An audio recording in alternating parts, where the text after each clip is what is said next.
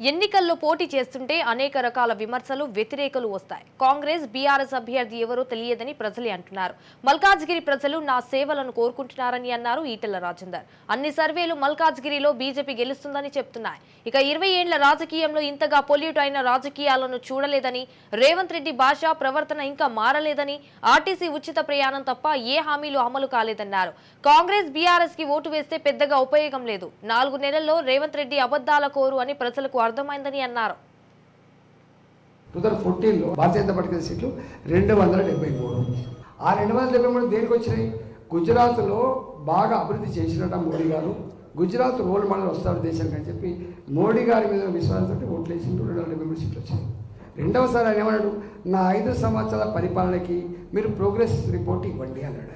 హామీలు ఇప్పుడు రేవంత్ రెడ్డి ఇచ్చినట్టుగానో లేకపోతే రాహుల్ గాంధీ గారు మేనిఫెస్టో ఇవన్నీ ప్రకటించినట్టుగా ఆయన ఇయ్యలే. ఇస్తే 303 సీట్లు వచ్చింది. ఆఫ్టర్ 10 years ఇలా కాశ్మీర్ నుంచి కన్యాకుమారి వరకు ఎక్కువ తప్పను మోడీ గారు ఉంటేనే మళ్ళీ దేశం బాగుంటుందని చెప్పి అనుకుంటున్నమాట. వాస్తవం కానీ మీరు చెప్పండి, అది టీఆర్ఎస్ కావచ్చు, అది కాంగ్రెస్ కావచ్చు. అసలు మీకు చరిత్ర మీకు ఒకసారి తెలవాలి కూడా. కింది స్థాయి కార్యకర్తకున్న కమిట్మెంట్ ఒక్కోసారి పెద్ద నాయకుడు కూడా ఉండదు, గుర్తుపెట్టుకోండి. సస్తే ఈ జెండా కప్పుకొని చచ్చిపోవాలనే కార్యకర్త ఉంటాడు. కొన్నిసార్లు ఇదే కాంగ్రెస్ మోహన్ రెడ్డి, కమ్యూనిస్టు భూపాల్, ఈ బీజేపీ సమ్మిరెడ్డి అంటారు, గుర్తుపెట్టుకోండి. అంటే పార్టీల పరంగా పిలిచారు, ఇంటి పేరే మర్చిపోయి పార్టీల పరంగా. ఎందుకంటున్నా ఈ మాట అంటే ఇవాళ తప్పకుండా కార్యకర్త నుంచి మొదలుపెట్టి ప్రధానమంత్రి వరకు కావచ్చు, నేషనల్ ప్రెసిడెంట్ వరకు కావచ్చు, ఎవరికి వాళ్ళగా ఈ పార్టీ నాది, జెండా నాది అని కనుక అనుకోకపోతే ఈ పార్టీ బతకదు. ఈ జెండా నాది అనుకోకపోతే నాకు ఎక్కడి నుంచో చెప్పండి బతుకు.